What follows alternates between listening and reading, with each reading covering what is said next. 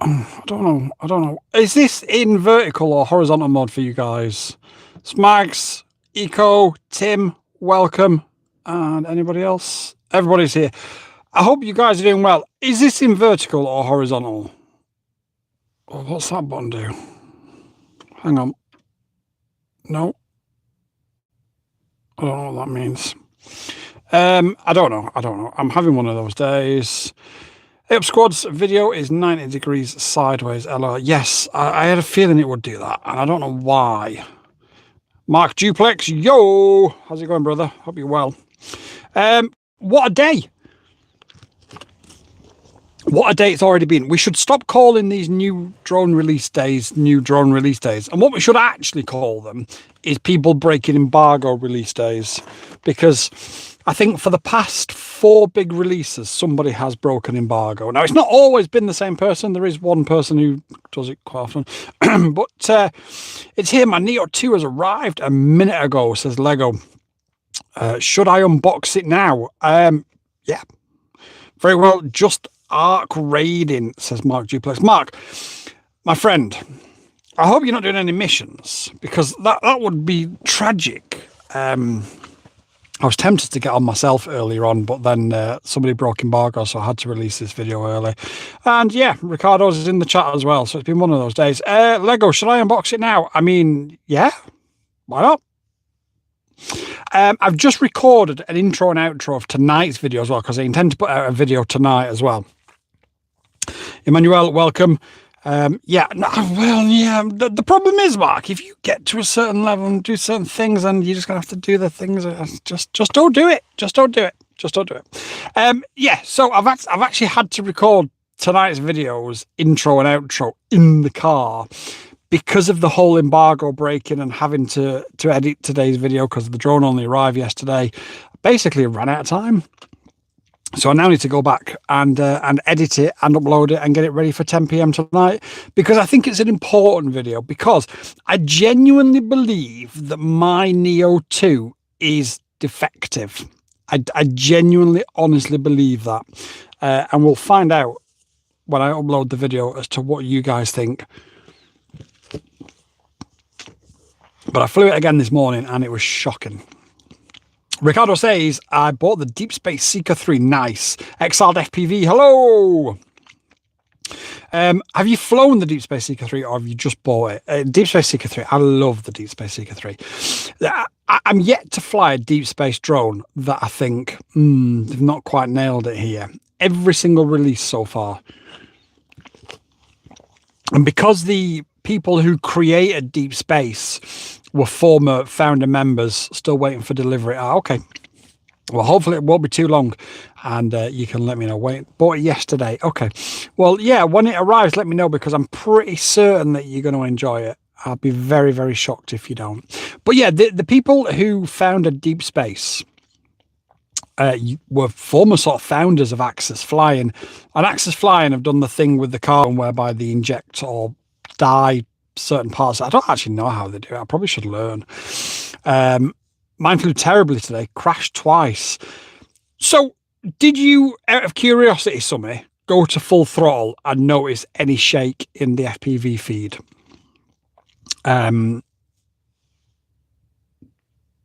Because if you didn't, then what's causing mine? Kind of expecting an update. What actually happened with yours then, Summy?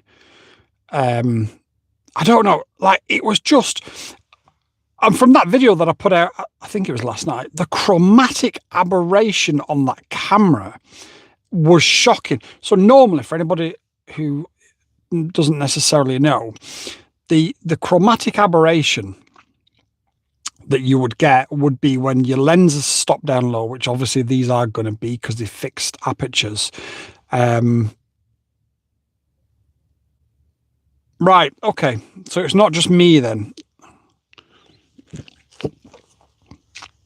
But what happens with mine? So I get shed loads of vibrations in the FPV feed when I go anywhere above 75 throttle. But then what happens when I try and get some authority in the air, it actually nearly threw itself out of the air this morning, because I'd gone to 100% full throttle to show it as an issue. And then I tried to move it forward or just move it. And it sort of dipped down at the back, almost like one of the motors had stopped and was about to throw itself out of the air, and it stopped. So Smag says maybe DJI will update it, yeah, to the Neo 3 probably. Wind is not helping. Well, and this is what I thought yesterday, Summy. So yesterday on that field that I fly on, it was ridiculously windy. And I did think to myself, that's probably going to be the problem. This morning, there was no wind whatsoever. Only drones in the chat. Welcome. I hope you're doing well. Hot take, I prefer the goggles N3 over the goggles 3. Why? Well, strange. I mean, at the end of the day, and this is what I love about this hobby, what one person feels, sees, and enjoys is not necessarily the same as what another person feels, sees, and enjoys. How do, Steve? I hope you're doing very well, buddy. Steve's a bit of a legend, by the way. Everyone give Steve a follow because Steve really helped me out at the weekend with something. I won't go into details as to what it is, but Steve genuinely, massively helped me out. So please do go and give him a follow as a thank you, because an absolute legend. ML says, I've seen a different video. Supposedly, you have to also turn off obstacle avoidance.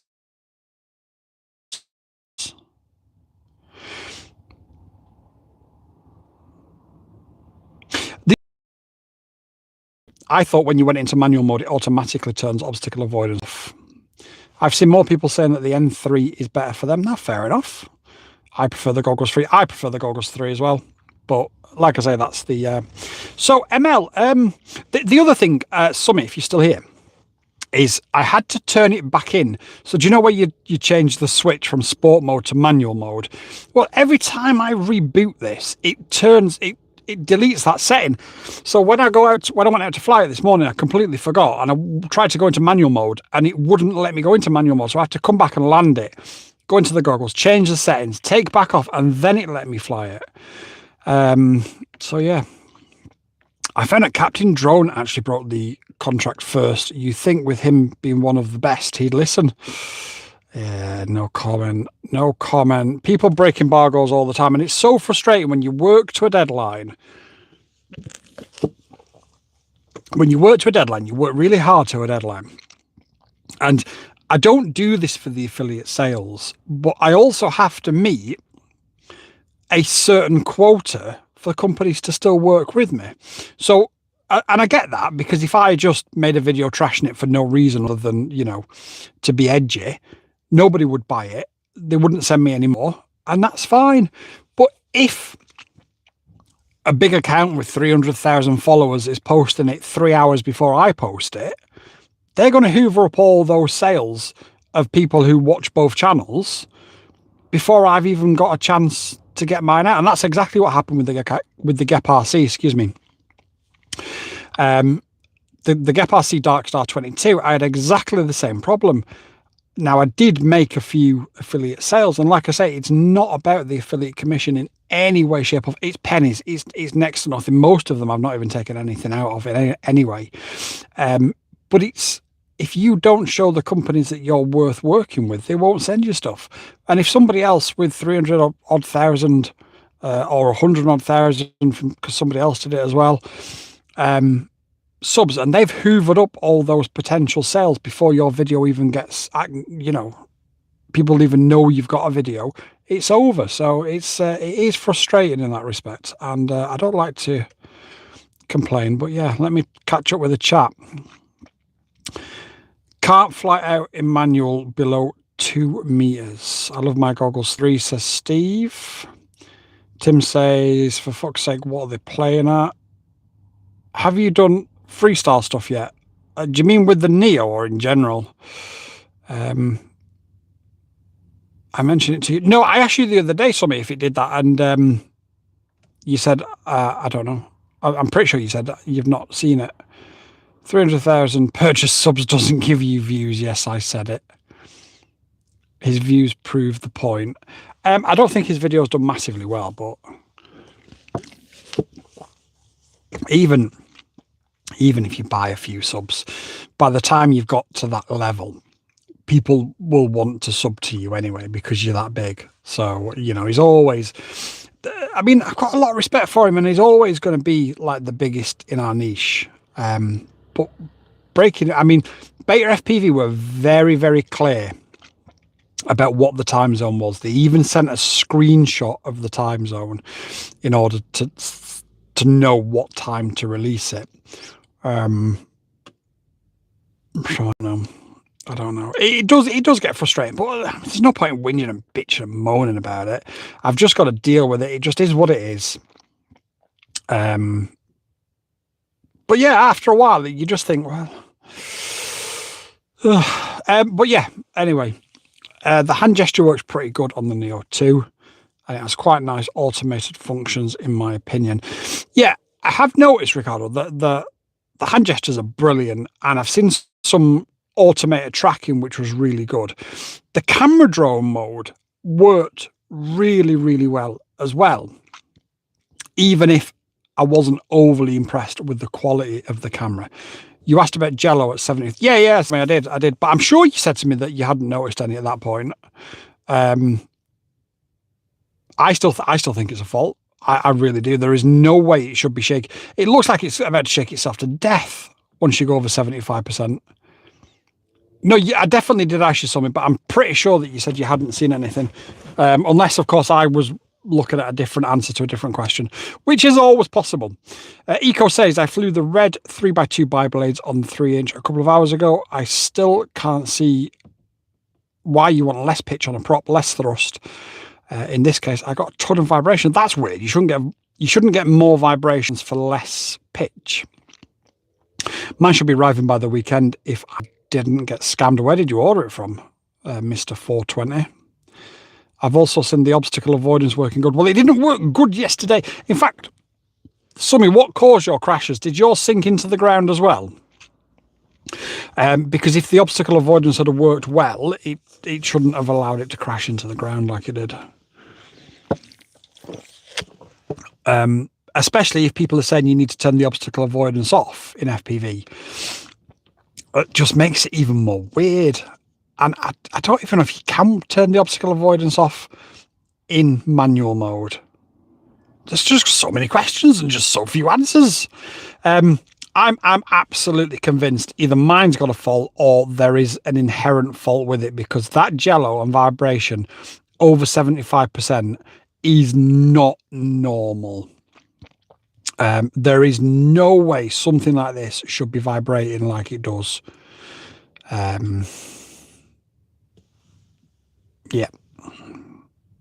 Yep, just dive, couldn't pull up. Yep, there is something. And I don't necessarily think, well, I don't know. I was going to say I don't necessarily think it's power system related, but it could well be. But the more I think about it, the more I think there is an inherent fault somewhere. Who's here but never speaks yet? There was about 18 people a minute ago. Maybe it's embargo breaking people who are here to see if we're talking about their embargo breakingness. Yeah, did you ever think of that? Tim says me. Not breaking the embargo, but here but never speaks. Tim does speak, to be fair. Yeah, do you know what? The more I'm thinking about this now, it just doesn't make any sense the way it's crashing. Ricardo says, don't forget to like the video, guys. Yes, thank you very much. I was thinking it could be prop wash. Yeah, you're right, it could be, but it's not. And the reason it's not is because I induced it moving forwards.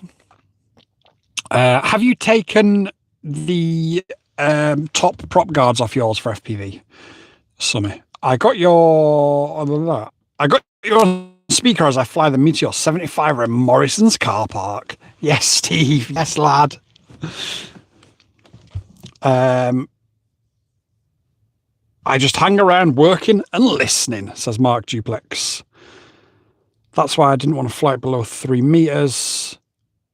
Can build a drone, can't tell the time. Wait, who are you talking about? I can tell the time. And the people that have broke embargoes don't build, they only fly. I ordered from Canadian Facebook Marketplace, as I'm in Texas, USA. Oh, well, best of luck to you. I hope that you don't get scammed. Not you. No, I know, not me. But I'm thinking the other, at least, I think 2 or 3 of them that broke the embargo don't even build anyway. I don't know. It's just so frustrating. Like, but there's no point in whinging about it. Although I am actually doing a lot of whinging and complaining. I also need to, if I schedule a stream, it does it in horizontal, but if I don't schedule it, I can do it in vertical. And there's twofold why vertical is better for these streams. One, because YouTube pushes them a lot more. But the other reason is because I can lean it on my steering wheel, and I don't have to hold it, whereas now I have to hold it. Because it's so stupid of them, says Only Drones. It's called therapy, says Tim. No, I didn't take it off. I thought it flew fine the other day, but it was mild and probably didn't push it to the limit. Okay, no, fair to know that we've got a couple of different scenarios whereby you're still having the same problems I'm having, but with them on, I've taken them off and I'm still having the same problems. I don't know. And this is the problem, isn't it? If DJI send you anything, you can only say the positive things. And if you actually watch the footage I put up last night, you have to look really, really closely to see the jello. Excuse me, as I accelerate up into the air. You show the FPV footage, the goggle DVR footage, and it's so evident and so clear as to how bad it is. But, I mean, I was saying at the time as I was flying, you've got to remember, this is only 200 quid. And when you consider the amount of tech packed into this versus something like a femto, get a cup holder gimbal. It's probably not a bad shout. But like I said, the problem is vertical. It does push it more, although actually YouTube pushes it more in horizontal mode after it's finished. So maybe I should just stick with this and just, I don't know. Yeah, so I was thinking the amount of tech that's actually in here for 200 quid is bloody crazy, really, because you've got a selfie drone, you've got a camera drone, you've got an FPV drone. The only slight issue is you can't access that tech for 200 quid. You know, you're going to be in the hole for $1,000 because, oh, is it Christmas? This is a very good, very good question. The problem is you can't access it for 200 quid because you've got to buy the camera drone controller, so the RCN3, the FPV controller, so the FPV3, and a set of goggles. So you're going to be in the hole for about $1,000 by the time you've actually got everything anyway, which then makes it question the validity of if you're doing it to get into FPV, should you buy this? And I think the answer is probably going to be no. But at the same time, I also think it's a great drone for 200 quid. But I also think there's an inherent fault. So, yeah. I am going to do a review of it whereby we look at the good points of each sort of side of it and the bad points of each side of it. And I've got to be honest, like the cost and the available modes and options for 200 quid is amazing. But the chromatic aberration on the camera drone mode is awful. Like I say, I'm going to put a short up tonight. And that shorts video will be the camera from a 2-year-old Mini 4 Pro.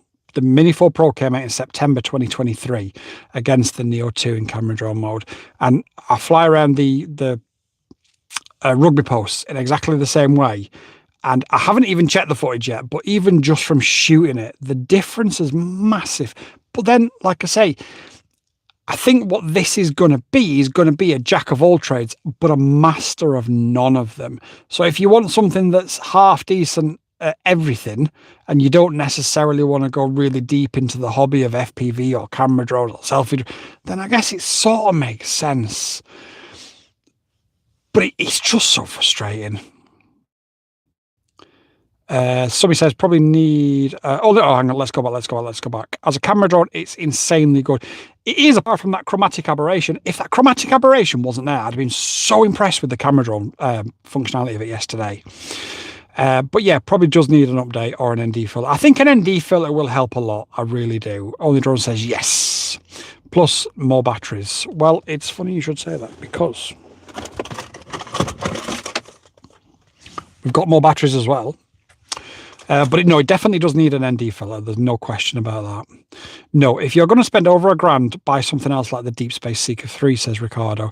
You're absolutely spot on. Let me come back to that comment in a second. Exiled says, it seems like the Neo series is the modern Tello. And Summy says, if you take out FPV, you would buy it just for... You would buy it for the other... Would you buy it for the other modes? I mean... Seeker 3 all the way, says Bruce. Would you buy it with... I suppose you would for 200 quid.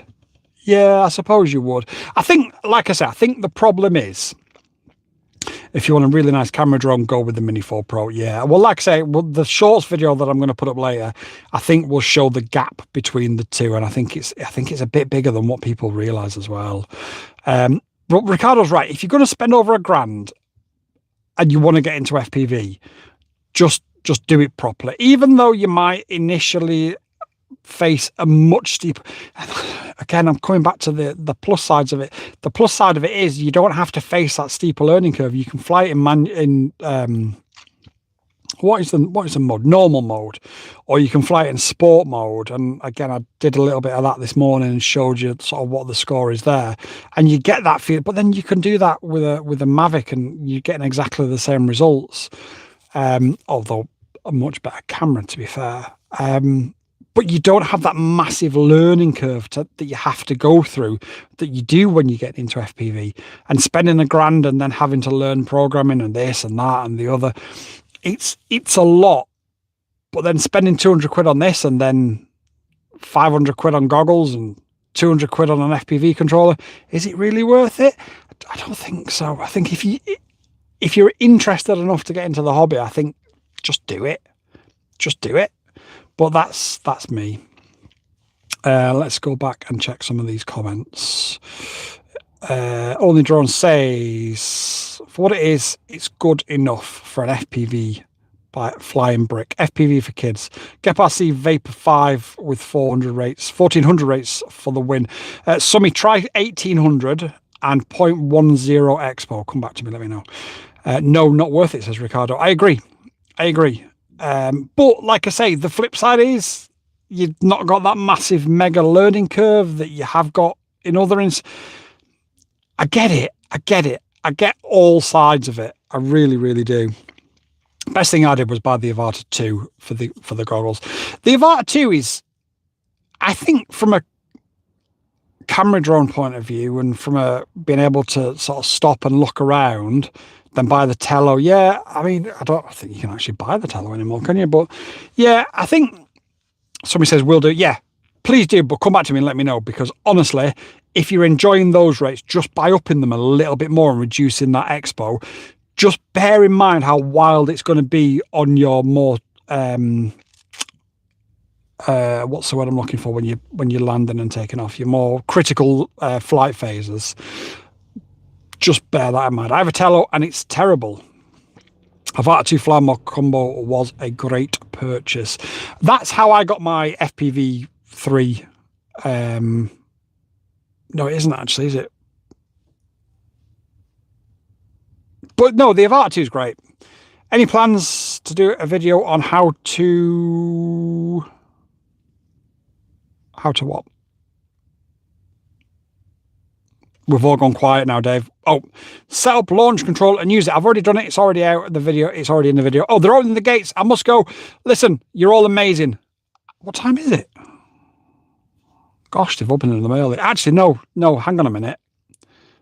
They're opening the gates for somebody to come out. Yeah, Dave, I've already done it. It's in the video where security confront us. So go to that video where security confront us, and in that video is how to set up and use launch control. Launch control is so much fun. Ivatello works fine for what it is. I've had lots of fun with it. I've done lots of quick shots on the Neo 2 already. Hit like, please. Ta-ra. They can wait. Did indoor circle drone perfectly the other day. LOL, only drones Dave says. Cool. Yeah, I think if you're using it as, forgive me, but I think somebody probably summed it up perfectly well the other day. I think if you're using the Neo 2 as an expensive toy and you're already in the FPV hobby, so you've already got the goggles and you've already got the rest of the kit, then it's worth having. I'll take it on holiday with me next year. Although will I probably won't, because I'll just take a Mini 5 and an FPV drone. And I'm so ugly, I don't really do selfie shots. So yeah, I probably won't, thinking about it. I don't know. It's like I flew it in the house. It's good fun. It is. It's good fun. But I think I think where DJI have gone wrong with it, in all honesty, is they've tried to make it a jack of all trades and a master of none. And I really do think that is what the problem is. Bruce says, back to work. Stay happy, guys. Yeah, I'll be ending the stream any second anyway, Bruce. So thank you again for turning up twice today. Hopefully we'll make it a hat trick, and I'll see you all at 10 p.m. tonight, because you're not going to want to miss what this Neo 2 is doing. And I want to know, by the sounds of it, some is as well, but I want to know how many people it is affected by it, because it's got a real issue. It's got a ski follow mode. I'm going to make it follow my kids down a ski slope. Yep, hopefully. I mean, from what I've seen, the follow modes are really, really good and really, really effective. It just seems to be, although it won't keep up with my kids, it just seems to be that FPV mode that's lacking, and the camera, but the camera can be fixed with an ND filter and an update. The FPV mode can't. Right, they are opening the gates for real this time. Listen, thank you all so much for coming for a second time. I'll see you all at 10 p.m. tonight for the Neo shaking itself to death video. You've all been amazing.